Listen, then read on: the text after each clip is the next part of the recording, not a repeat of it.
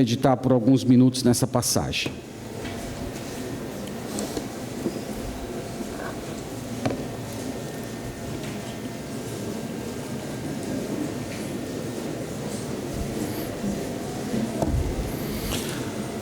Evangelho de Jesus, segundo Mateus, capítulo 10.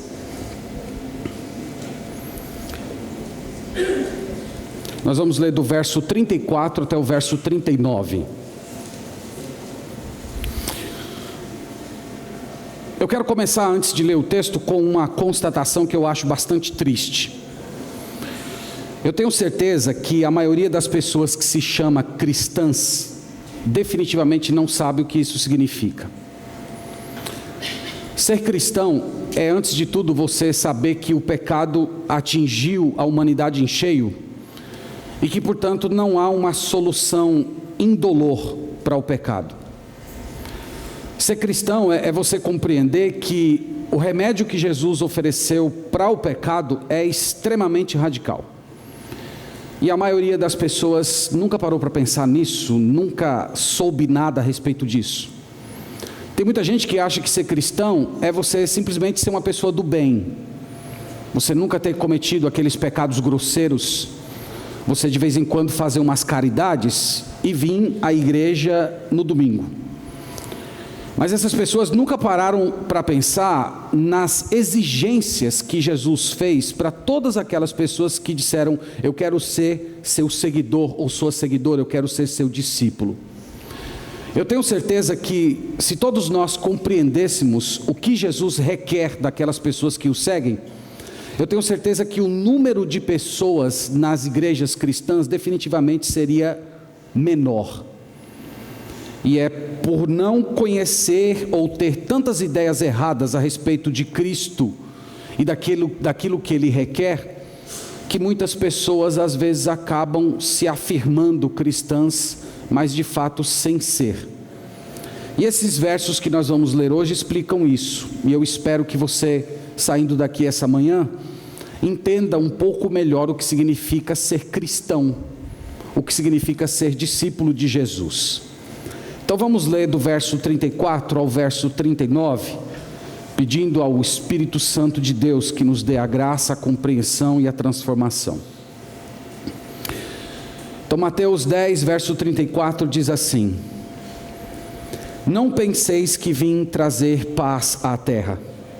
Não vim trazer paz, mas a espada.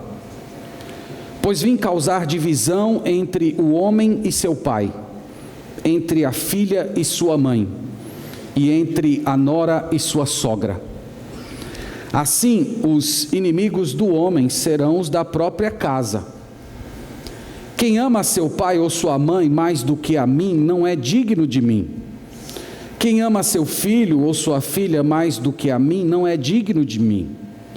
E quem não toma sua cruz e vem após mim, não é digno de mim. Quem acha sua vida, perdê-la-á. Quem todavia perde a vida por minha causa, achá-la-á. Amém. Amém. Graças a Deus por sua palavra. Você deve ter percebido que o tom de Jesus é extremamente radical. E eu quero, a partir desse texto que a gente leu, apresentar para vocês algumas exigências que Jesus faz de todas aquelas pessoas que querem segui-lo. A primeira exigência que a gente percebe nesse texto é a exigência do sofrimento. Jesus diz que todas aquelas pessoas que querem segui-lo precisam estar dispostas a sofrer. Então, de cara aqui a gente já percebe que a fé cristã verdadeira não é uma fé que veio para pacificar você com esse mundo e nem trazer para você algum tipo de vida tranquila. Jesus diz no verso 34: não penseis que vim trazer paz à terra. Não vim trazer paz, mas a espada. Então ele diz: eu não vim trazer paz, eu vim trazer espada. Claro que isso não significa que Jesus não veio oferecer nenhum tipo de paz. A Bíblia fala que Ele traz uma paz para o nosso coração, aquela paz que vem com Deus, da reconciliação com o Senhor. Nós somos reaproximados de Deus e isso pacifica o nosso coração. Ele não está falando que não é nenhum tipo de paz, mas Ele está falando que Ele não veio trazer aquele reino de paz messiânico e tranquilo que os judeus do seu tempo estavam aguardando.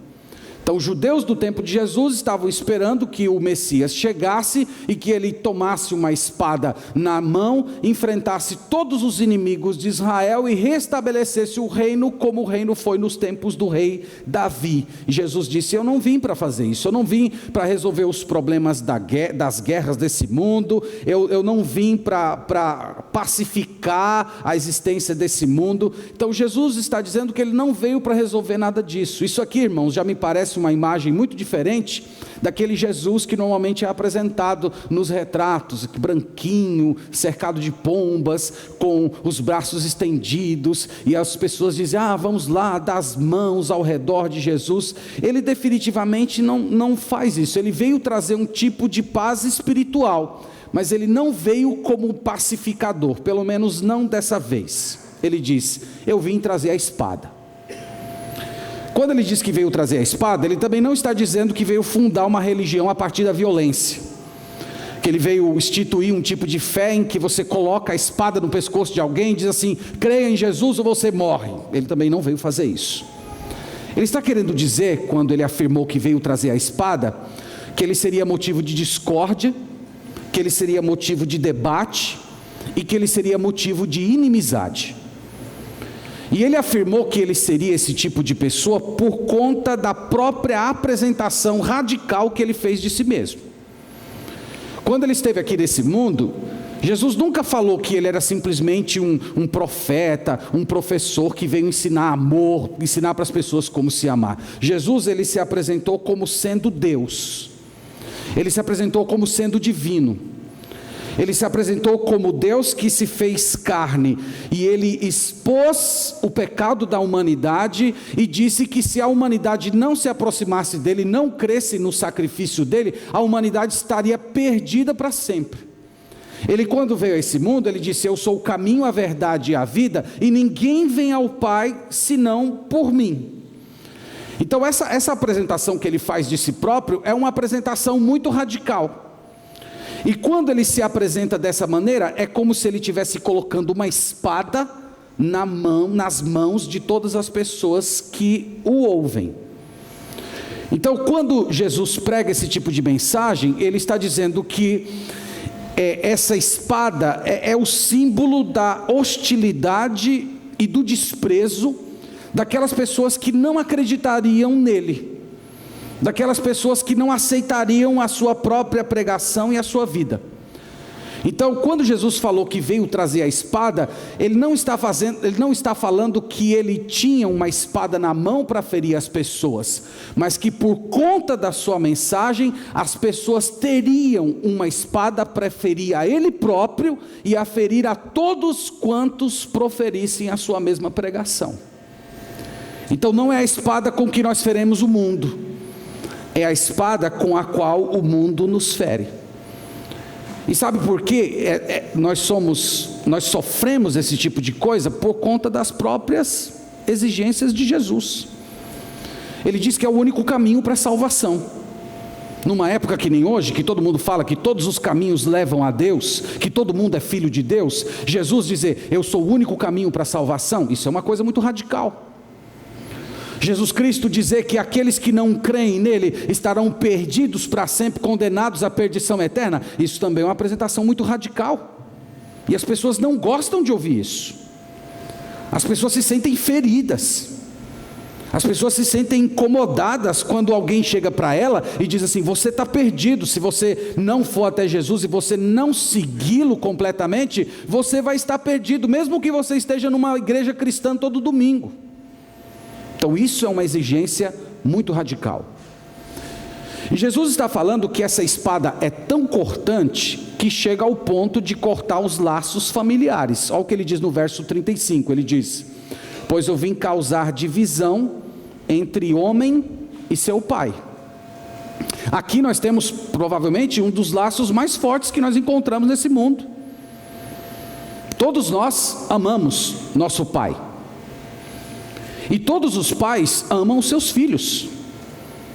Mas Jesus está dizendo que essa espada ela é tão cortante que ela pode separar pessoas de uma mesma família. Ele ainda continua dizendo entre a filha e a sua mãe. Então essa espada pode chegar ao ponto de cortar uma relação que é uma das relações mais próximas que nós conhecemos, entre a filha e a própria mãe. E a outra que corta também, ele diz, entre a nora e a sua sogra. Essa aqui é mais fácil de cortar, né?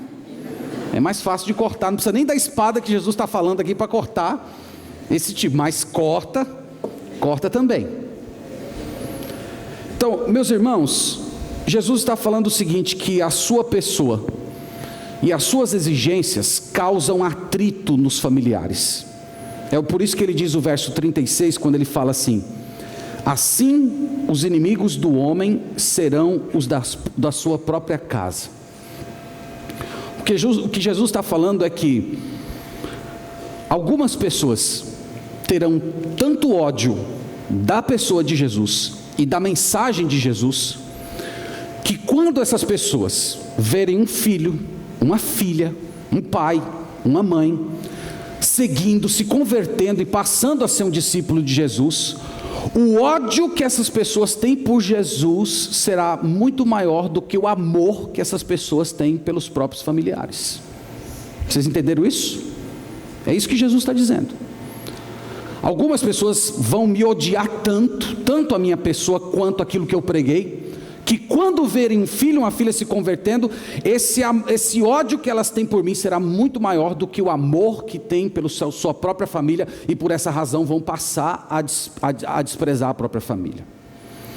Tem um livro muito antigo, chamado Livro dos Mártires. Esse livro foi escrito no século XVI, ou pelo menos começou a ser escrito, que fala muito disso, de pais que depois que os seus filhos se convertiam a Jesus, eles desprezavam. Tem o testemunho dos países comunistas, em que muitos filhos se entregavam a Jesus Cristo em conversão, e os próprios pais iam denunciar os filhos para o Estado, para os filhos serem presos e torturados. E o que está acontecendo hoje, talvez de mais imediato na nossa cultura, é o que está ocorrendo no Oriente Médio, onde nós temos vários jovens islâmicos que estão abandonando o islamismo e crendo em Jesus Cristo, e os próprios pais vão lá pegar a espada e matar os seus filhos que se tornaram cristãos. É isso que Jesus está falando. Algumas pessoas vão me odiar tanto, que vão se tornar inimigos daqueles que me seguem, mesmo sendo pessoas da sua própria casa. Vocês percebem que esse Jesus que é revelado aqui é completamente diferente do Jesus que as pessoas falam hoje. Ele é um Jesus extremamente radical. E ele chega para as pessoas que querem segui-lo e diz assim: você quer me seguir? Pois saiba o seguinte, que na hora que você se tornar um seguidor, a espada pode chegar dentro da sua casa, a espada pode chegar dentro do seu casamento, a espada poderá cortar laços de afetos com pessoas que você muito ama. Então Jesus está fazendo esse tipo de declaração, e dizendo que se você de fato deseja ser discípulo dele, ou você se afirma como tal, você precisa ter esse tipo de disposição de sofrer desprezo, o ódio, o rancor de pessoas que você muito ama. Essa é a primeira coisa que ele requer de nós. A segunda coisa é ainda mais radical. Se você achou que essa aqui é radical, é porque você não viu a segunda ainda. A segunda é muito mais radical. No versículo 37, ele diz assim: quem ama seu pai ou sua mãe mais do que a mim, não é digno de mim. Quem ama seu filho ou sua filha mais do que a mim, não é digno de mim. E no versículo 38, e quem não toma a sua cruz e vem após mim, não é digno de mim. 3 vezes ele diz, não é digno de mim. Sabe o que significa essa expressão, não ser digno de mim? É o mesmo que dizer assim: você não tem o direito de dizer, eu sou de Cristo. É isso que significa não ser digno de mim. É você ter uma afirmação falsa. É como se você se levantasse e dissesse: eu sou cristão, e Jesus estivesse olhando para você dizendo: você não é, você não tem o direito de fazer essa alegação. Jesus disse que nós precisamos, essa é a segunda exigência, amá-lo supremamente. Então, se você quer ser um discípulo de Cristo, você precisa amá-lo acima daquilo que você tem mais de precioso nesse mundo, que ele diz: a sua família. Aqui ele faz referência ao pai e à mãe, mas ele fala da sua própria vida. Você tem que amar mais a Jesus do que você. Você tem que amar mais a Jesus do que os seus pais. Então, se você achou que a primeira exigência de Jesus era muito radical, perceba que essa é infinitamente mais.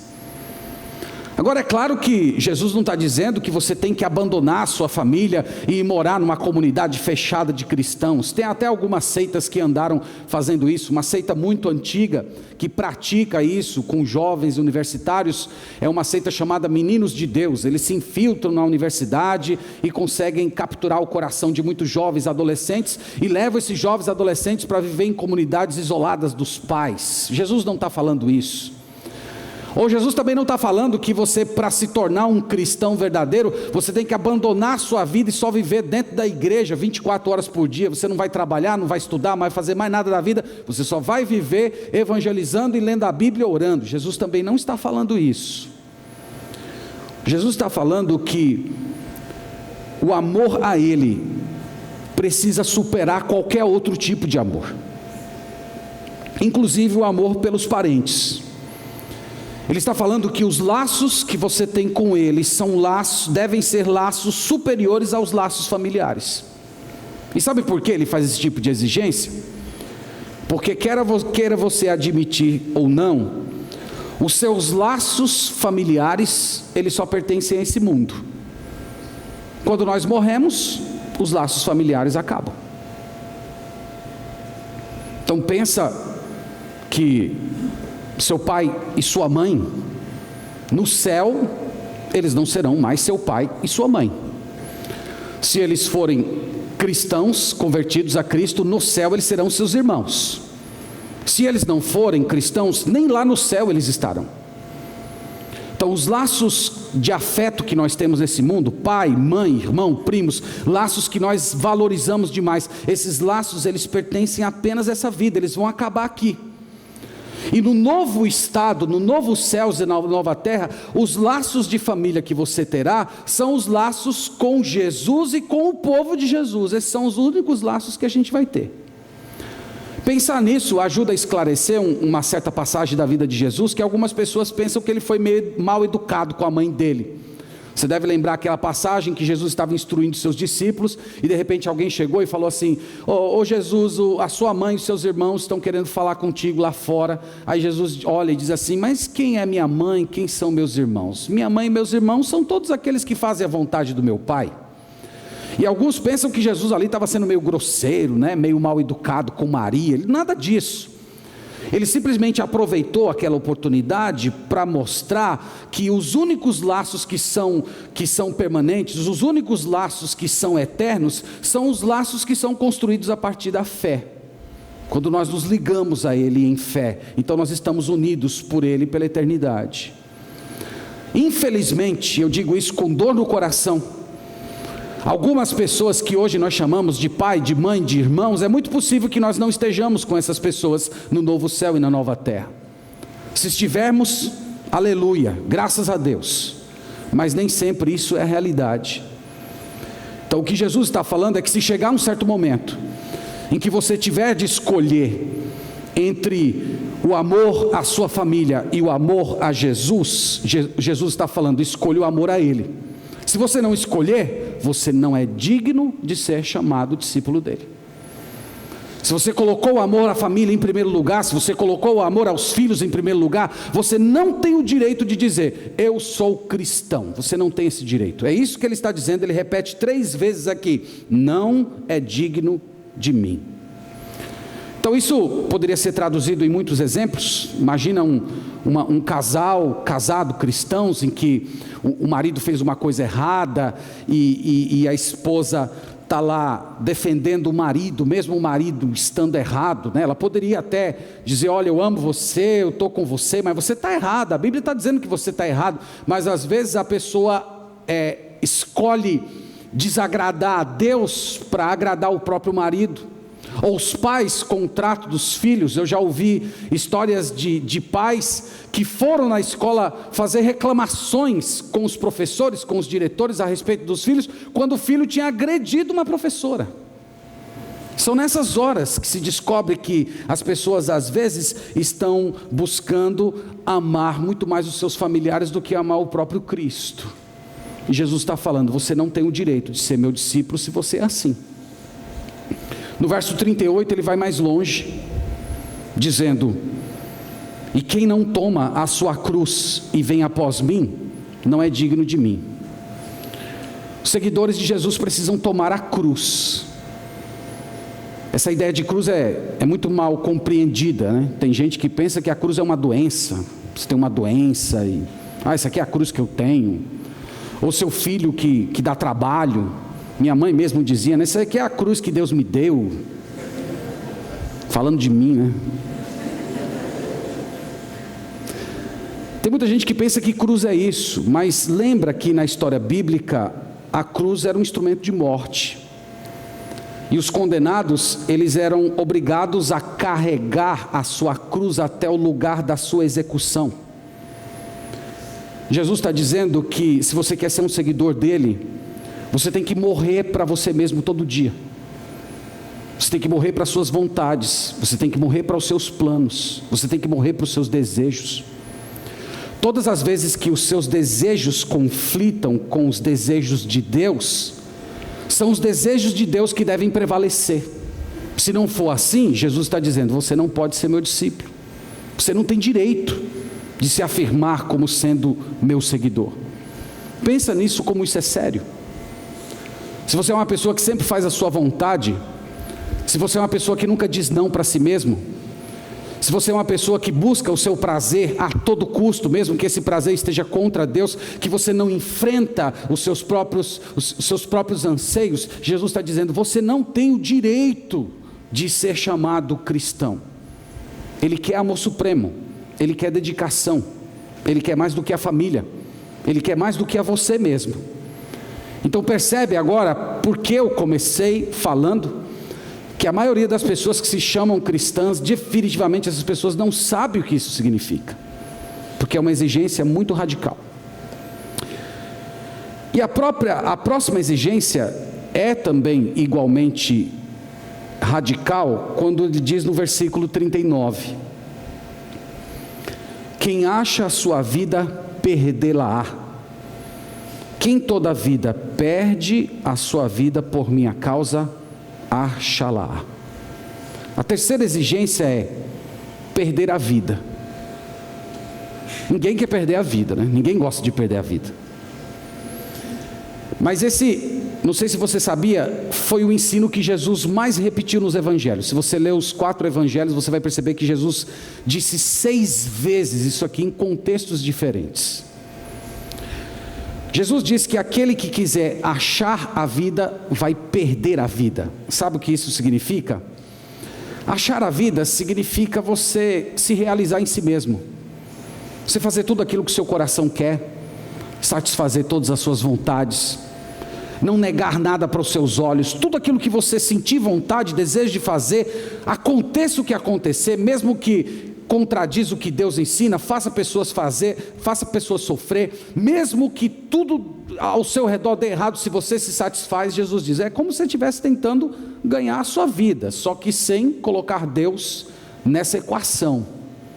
Tem uma história desse tipo em Lucas capítulo 12, numa parábola que Jesus contou, de um homem que já era muito rico, e ele quis ainda ajuntar muito mais bens e construir celeiros maiores, e ele disse que chegou um ponto que ele tinha tudo quanto ele tinha desejado, e ele fala assim, pronto, agora eu vou curtir a minha vida, agora eu vou desfrutar da minha vida, vou fazer tudo o que eu quero, porque eu tenho aqui um patrimônio que pode me sustentar até o dia em que eu partir daqui.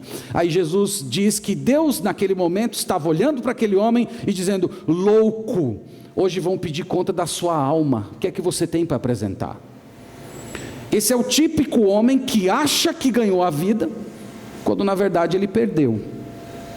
Por outro lado, Jesus diz que você precisa perder a sua própria vida para você ganhar a vida eterna.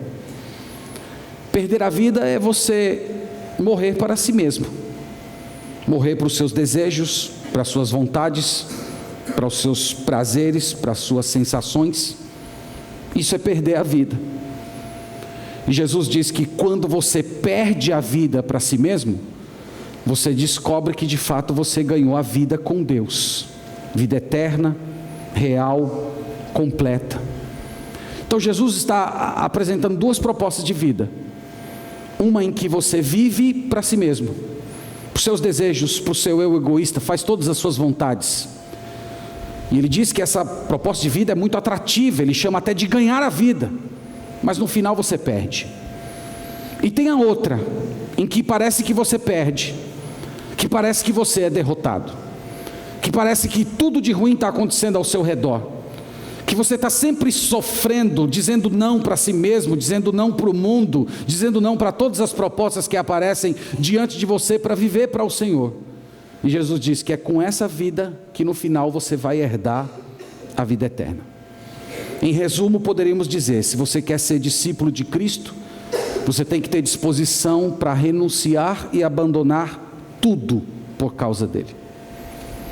Então você percebe que ser discípulo de Jesus não é só ser uma pessoa do bem, não é só você vir numa igreja no domingo, você procurar fazer umas coisas corretas, evitar umas atitudes terríveis. Não é só isso.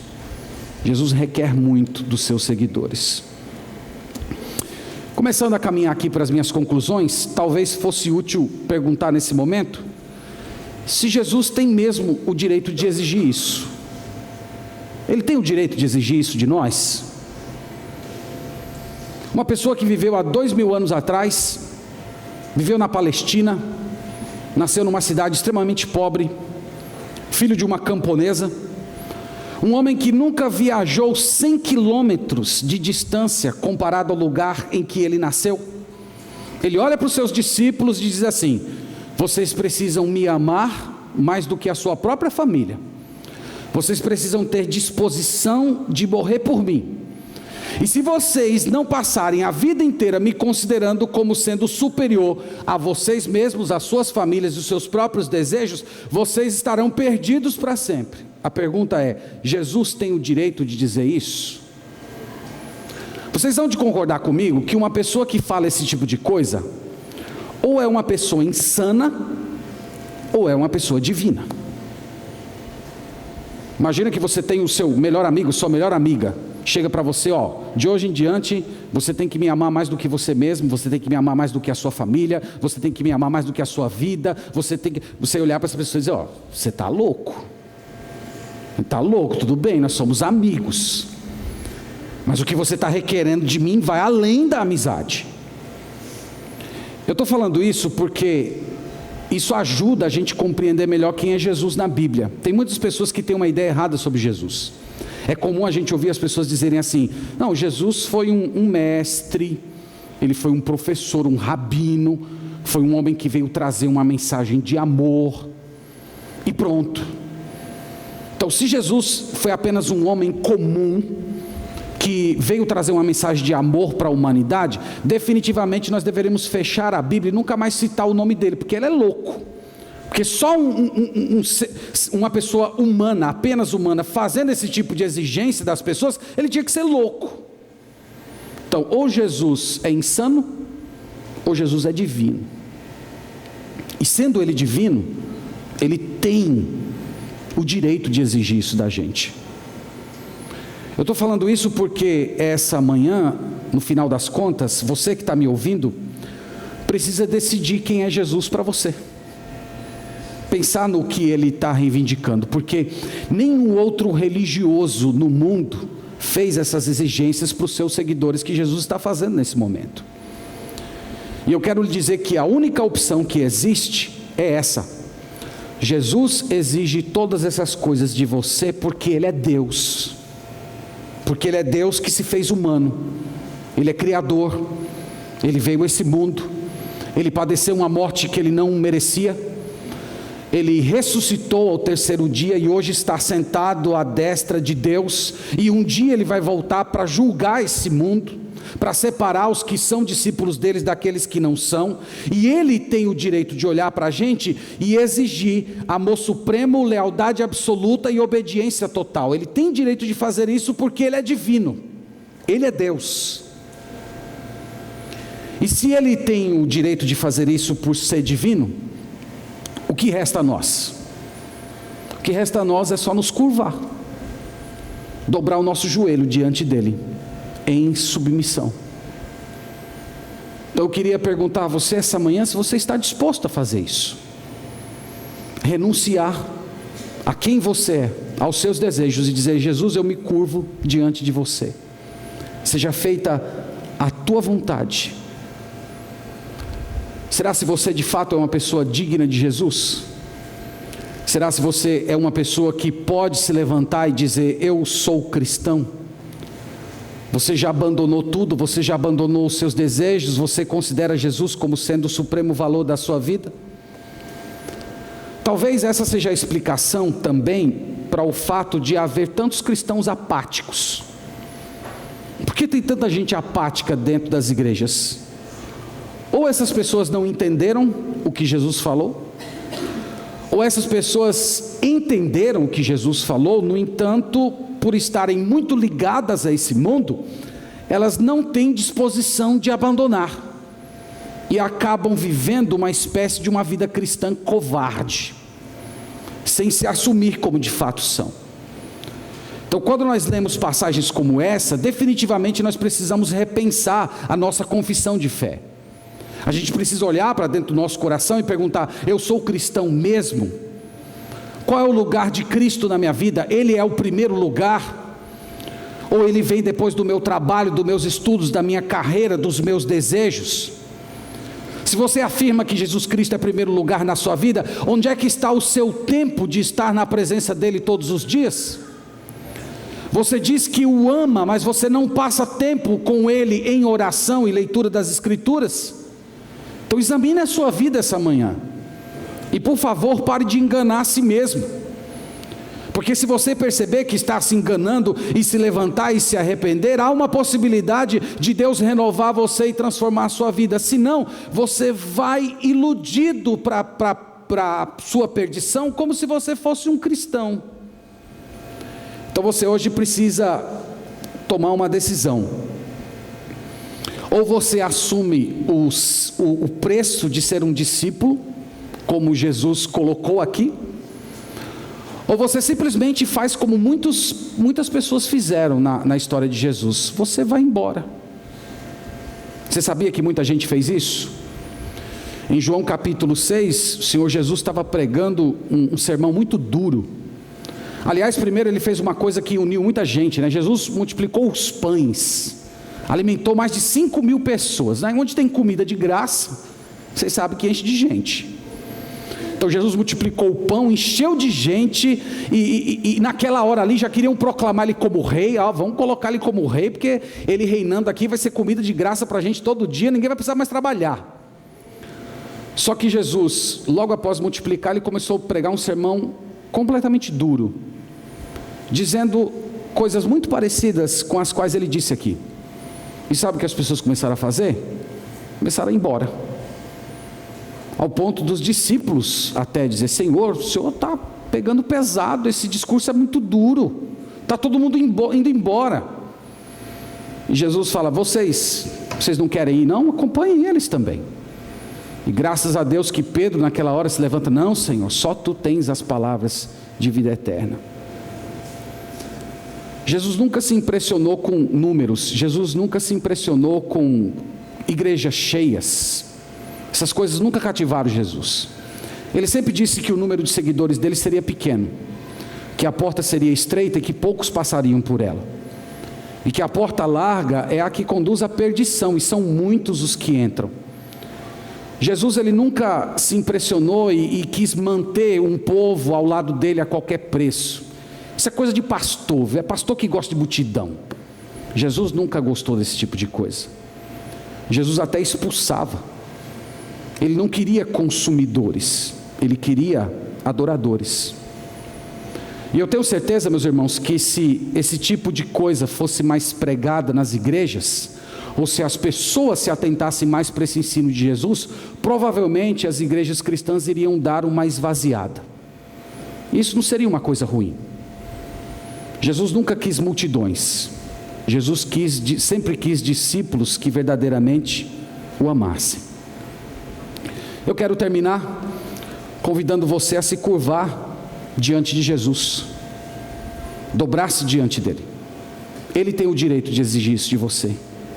Ele é o rei do universo, ele é o criador da sua vida, é ele que sustenta o seu fôlego. Você só está respirando agora por causa da misericórdia dele. Se ele diz isso inclusive nos Salmos, se por uma fração de segundo ele tirar os olhos misericordiosos de você, você é destruído imediatamente. Então se curve diante dele. Entenda bem o que eu estou falando. Eu não estou falando para você aceitar Jesus. Eu estou falando para você se curvar diante de Jesus e pedir que ele te aceite. Eu acho que aí a coisa está sendo colocada no seu devido lugar. Ele é o rei, ele é o Senhor, e ele chama você a tratá-lo dessa maneira.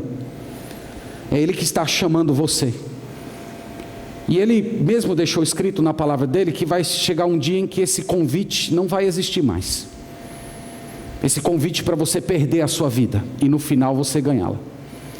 Então se entregue a Jesus, se curve. É a única vida que vale a pena ser vivida. Você pode de repente não acreditar em nada do que eu estou falando aqui hoje, e você sair daqui e procurar achar a sua própria vida, viver do seu próprio jeito, conforme as suas regras. Mas saiba que, além de uma existência vazia, no final da sua vida ainda você vai se encontrar com Jesus Cristo, não mais como um Salvador misericordioso, mas como um juiz justo, duro e severo, que vai lhe condenar para a sua própria destruição, pelo tipo de vida que você levou nesse mundo. Esse é o Jesus que é revelado na Bíblia. Os outros que estão sendo pregados por aí, gente, infelizmente, é uma caricatura pálida, que nada fala a respeito dele. Ele fez um convite radical, e ele prometeu para você vida eterna, perdão de pecados. Ele prometeu para você um céu, novos céus, nova terra, ressurreição, imortalidade. Ele prometeu tudo isso. Ele veio a esse mundo, ele derramou o seu sangue, ele pagou o preço dos pecados, para todos aqueles que se arrependem dos seus pecados em arrependimento e fé, e acreditam que a morte dele foi um pagamento pelos pecados humanos.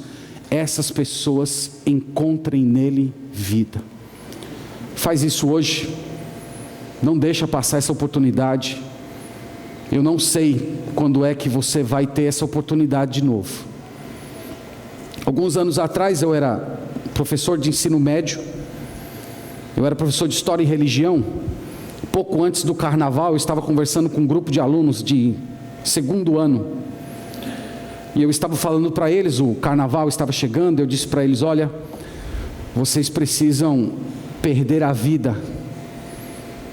Vocês se jogarem de cabeça no carnaval, com todas as possibilidades que o carnaval traz, vocês pensam que estão ganhando a vida, mas vocês vão perder.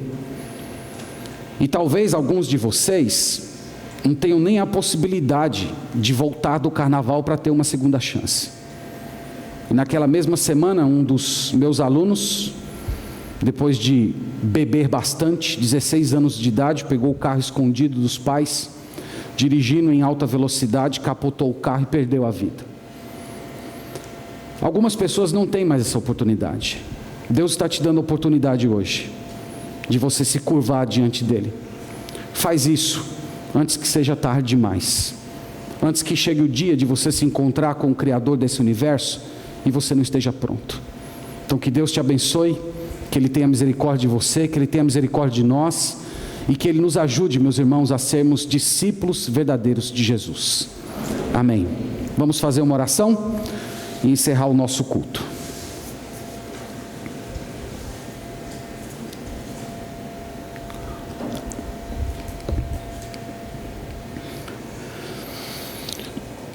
Ó Deus, nós agradecemos por essa manhã, nós louvamos o Teu nome pela Tua santa e eterna palavra. Essas exigências que são requeridas de nós, Senhor, são muito maiores do que a nossa força. Nós somos fracos, nós quebramos-las todos os dias. Nós reconhecemos que estamos muito longe de ser aquilo que o Senhor deseja que sejamos.